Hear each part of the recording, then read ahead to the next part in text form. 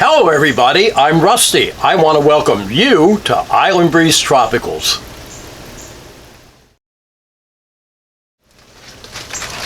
So today we're going to be having an episode of the Collecting Corner, and we're going to be taking a look at Aechmea Blanchetiana. Look at the size of this thing. So you know what? The sun is shining. The island breeze is blowing. It's time that you and I got growing. Come on, why don't we have some fun and take a look at Aechmea Blanchetiana. So before we get started, if this is your first time to the channel, welcome. It's great to have you with us. If you like what you see, could you do me a favor and hit that like button down there? And why don't you become part of our Bromeliad family and become a subscriber? Thanks a lot. Now, why don't we get to today's video?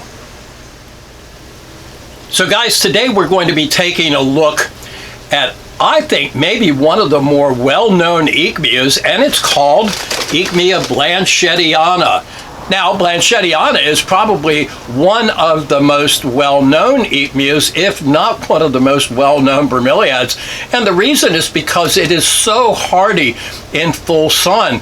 Even down here in southwest Florida, it is really, really sun hardy. It will put up with an awful lot of abuse and in most cases have some beautiful orange to iced tea to red and even yellow color. You know what, I don't think there's enough room up here for me in this plant, so I have something I want to show you, so I'm going to get rid of this.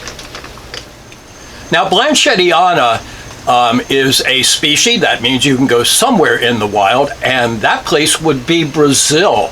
And one of the main places that they grow is an area called the Restinga, which is the part of the coastal forest which is on the Atlantic Ocean. So they're used to an awful lot of abuse genetically, and I'll tell you what, they can handle an awful lot of full sun.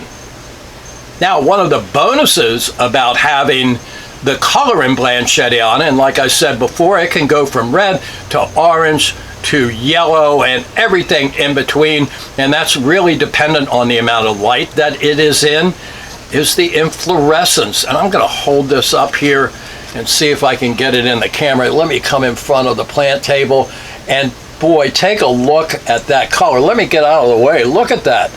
And the inflorescence in Blanchettiana, I have seen it last at least 6 months, after which it starts to fade a little bit. But boy, that is some really, really long-lasting color that you can have. Now, they are big plants, and that means that they are good out in the landscape, but you can also grow them and put them in pots. We've got videos about how easy that can be, and that would make a huge statement on your deck or patio. So I have them growing here at the Tangle, but what I'd really like to do is show you 3 or 4 different types of Blanchettianas, and there are a lot. And for that, we're going to be going to my pals at Sundance Orchids and Bromeliads in Fort Myers, Florida, where they've got plenty of them. So come on, let's take a tour and have some fun. Now, when we talk about Blanchettiana, this is what we talk about. We talk about a really rich orange color, but there are so many different cultivars of Blanchettiana and so many different colors. This particular one is called Vermelho, and it does have that red color in it. And if you're growing Blanchettiana, especially from pups, but if you're buying a smaller plant and you want to grow up and be this wonderful color that we see here, again, these are Vermelhos, make sure that you do not give them a lot of nitrogen. If they get a lot of nitrogen, they're going to be a little greenish, and I see one right there. And if you take a look at this Blanchettiana right there, that's pretty green. My guess is it got a little bit more fertilizer than the rest of them, and that's why it's not quite as red as the rest. Now, it was smaller, and it may also have been shaded quite a bit. Now, even though we really do think of Blanchettiana as being an orange plant, guess what? They do come in yellow. Now this is called Blanchettiana wideleaf. It is a very yellow cultivar of Blanchettiana. It will not get orange, even though you can get a little bit of shading in there, I think, probably.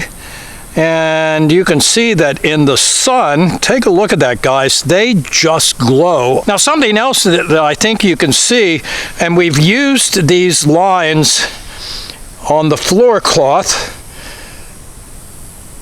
to show how big the plants are, and those lines on the floor cloth are spaced 1 foot apart.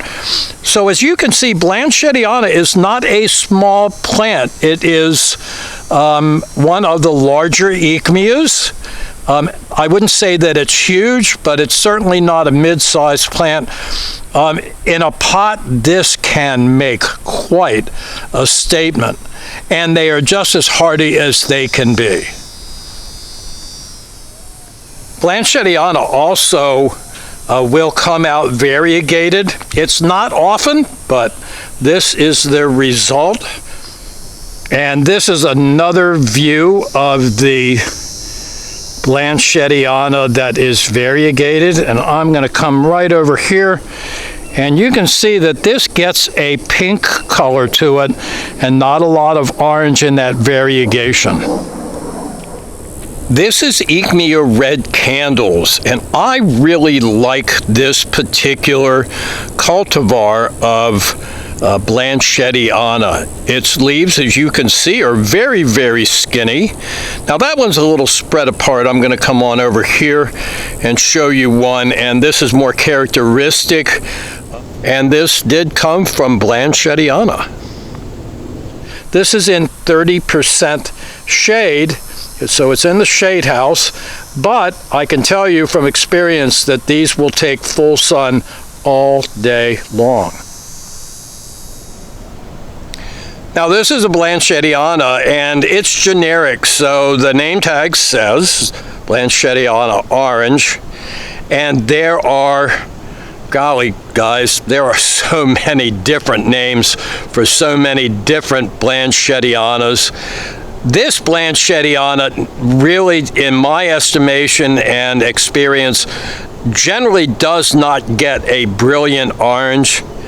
And again, it's in the 30% area here at Sundance Orchids and Bromeliads in Fort Myers, Florida.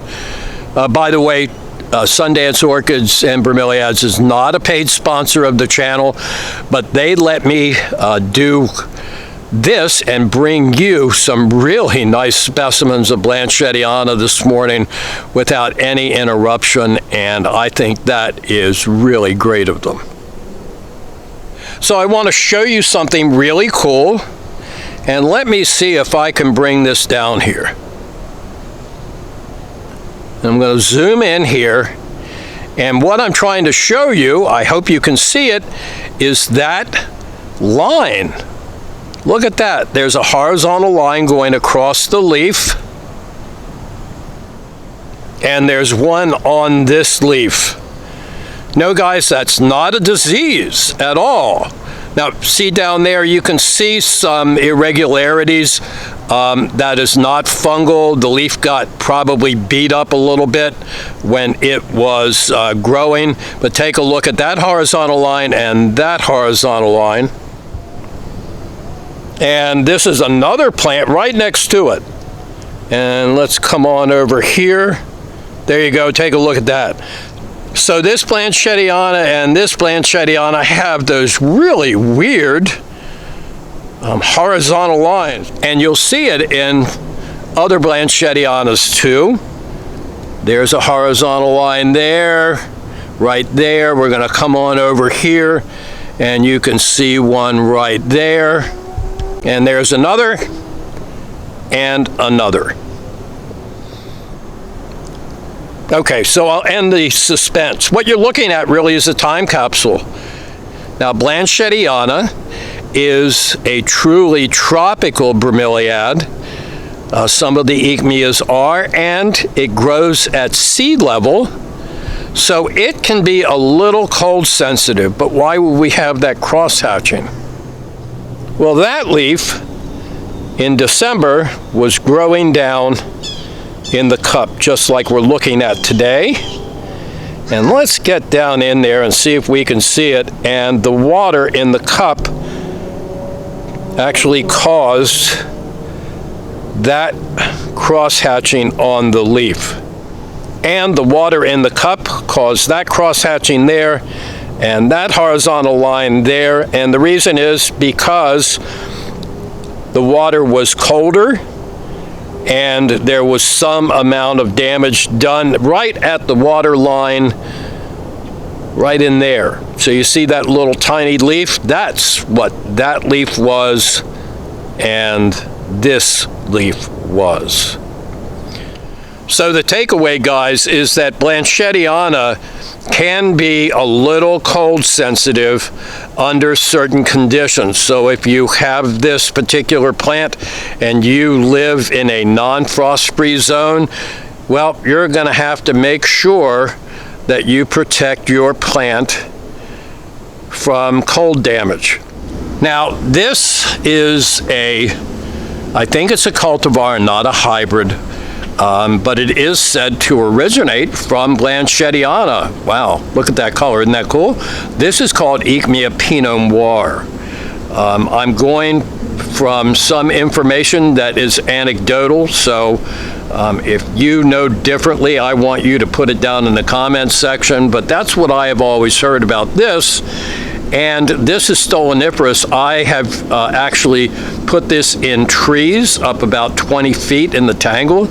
And I can tell you it doesn't stand up to 160 mile an hour winds. It does have a tendency to blow out at that height, but it did climb quite well up until that point. And I really do like that color. What about you? So, okay, guys, we're back here at the tangle. And the reason I want to show you some stuff is to show you what a clump of Blanchettiana can really look like. Now, this is growing on the road frontage to the tangle. That's about 200 feet of road frontage. And it gets full sun generally from around the end of September to around March, in between the two equinox. So during the summer months, it gets a little less light, so you can see that there is some greener leaves on these and how stretched they are, and take a look right in there.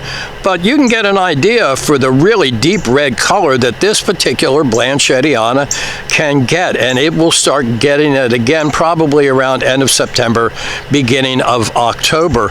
And you can take a look at that nice bonus of an inflorescence right there. I'm going to zoom on in and show it to you. And that is such a bonus. You already have beautiful foliage color in a Blanchettiana, but take a look at that inflow.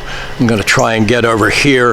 And I think that that is really, really spectacular. Now, that inflorescence will last at least between 4 and 6 months, which I would say is some pretty good mileage for an inflow for any brome. Now, the time that your Blanchettianas are going to come into inflow, well, where I live, given the amount of photoperiod and warmth that we have, well, this time of year is it. And right now, this is mid-August, around August the 16th that you're seeing this. But wherever I have a clump of Blanchettiana, I get to see this in the middle of my summer. And I think that is such a plus. So, okay, guys, that's it. I hope you enjoyed looking at this really cool bromeliad. You know, Aechmea Blanchetiana is really, really versatile. Its big size makes an impact, and it is totally sun hardy. So, no matter where you live, I hope your sun is shining. I hope you have an island breeze blowing. I know that you and I need to keep growing and have lots of fun. Thanks for stopping by, and we'll see you next time.